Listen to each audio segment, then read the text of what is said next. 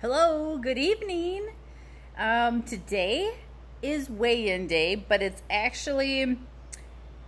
the day I'm filming my weigh-in video. I wanted to come on here. I had a video all filmed out. Of course, it was while I was driving in the car when I had a moment, but I actually have a good moment now. And so I thought this would be a good time to talk to you guys about how my week went.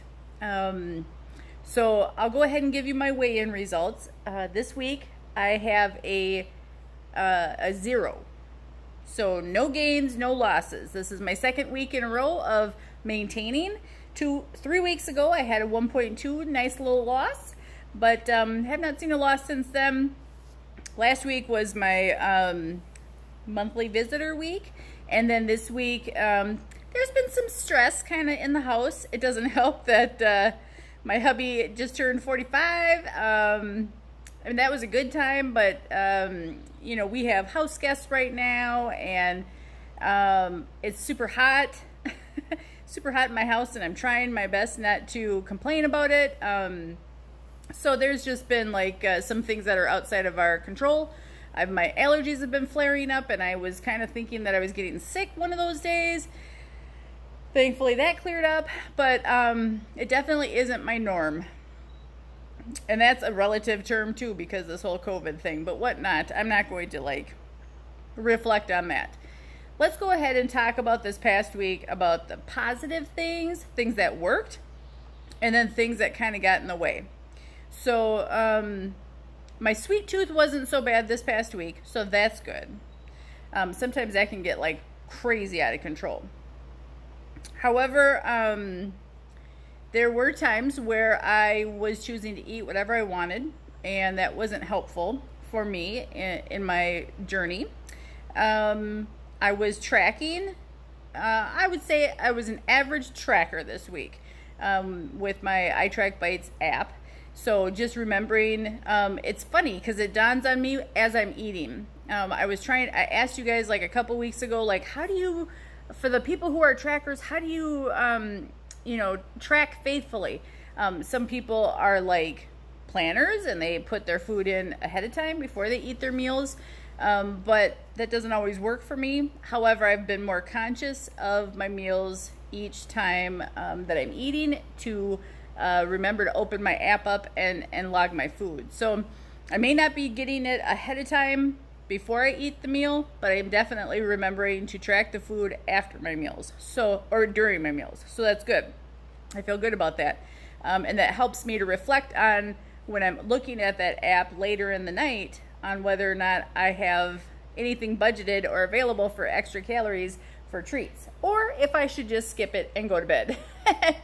And I'm okay with going to bed, especially our bedroom is air conditioned, and so that's where I would rather be, is in my bedroom. So I was finally able to finish watching that documentary on the Amazon Prime. It's called Fasting. If you haven't seen it, or if you have the ability to watch it, please go watch it, because it is superb.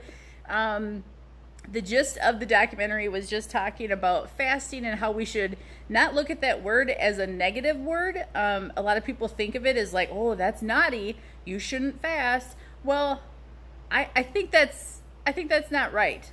And I agree with the documentary in the fact that fasting isn't a negative word. It's natural, and it's a part of our system. So they use the circadian rhythm, and they basically just say if you stop eating at a certain time at night, that allows your body to do all the things that it's supposed to do during a normal fast. And then go ahead and start eating at a specific time during the morning, and then that's your window to eat. So it's just basic. And then it's kind of throwing out the idea of having a meal every 2 to 3 hours. Like maybe just go back to 3 meals a day.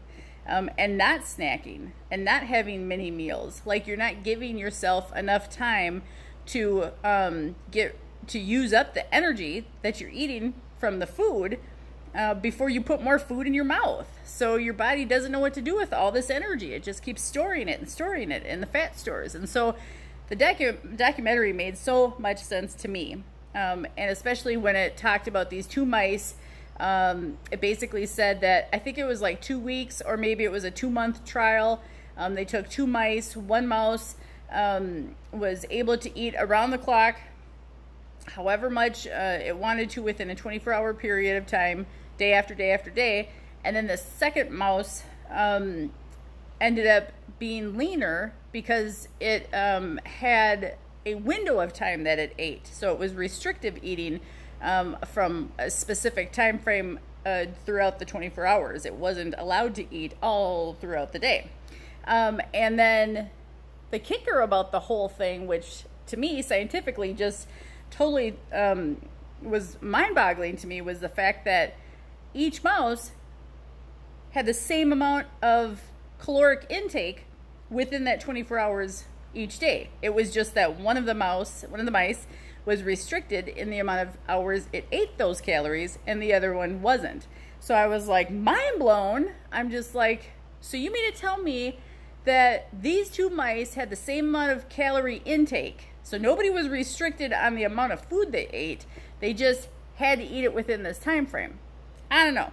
It was just like a no-brainer for me. So I thought to myself, okay, I'm changing the way I think about fasting altogether. So I started doing the fasting towards the tail end of this last week, before weigh-in day. So I think just doing it those few days kind of attributed to me seeing a 0 gain or loss. And that's good for me. I still think that a 0 or maintaining is a positive thing. I don't think of that as negative. So I'm going to go forward doing that this week. I was doing like 12 and 12 hours of eating and 12 hours of fasting. And then now there was a couple days where I did like 14 and 10, 14 hours of fasting and 10 hours of eating. So I might just push it and see if I can hit like 16 hours of fasting and 8 hours of eating. So, you know, I just don't know yet. But I'm not going to do anything that my body doesn't like or isn't going to be responding to. So that's good.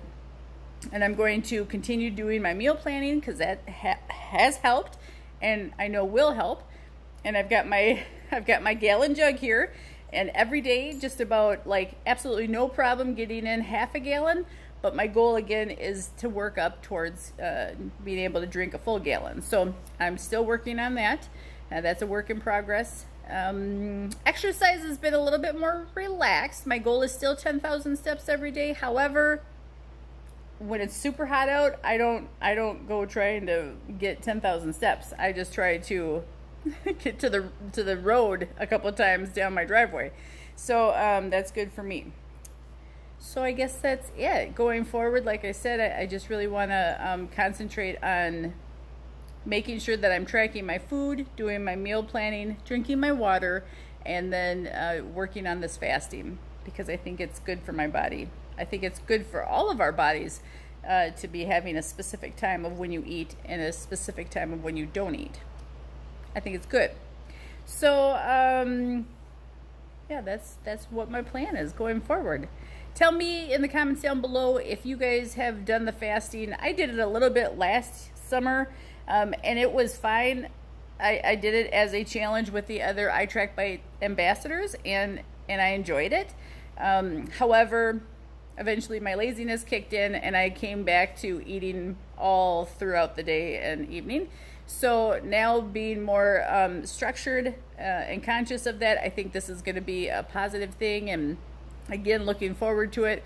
Let me know how your journey is going, if you guys are doing any kind of intermittent fasting, and then let me know down below what is your hours or your ratio, your time frame of eating. Let me know what you guys do if you have cravings or late night urges to want to eat, or forgetfulness. You know, what do you say to yourself when you fall off the horse and get back on? Okay, I hope you guys have a good rest of your evening. We'll see you next week. Thanks for watching. Make sure you hit like and subscribe if you like and you want to subscribe. All right, we'll see you again.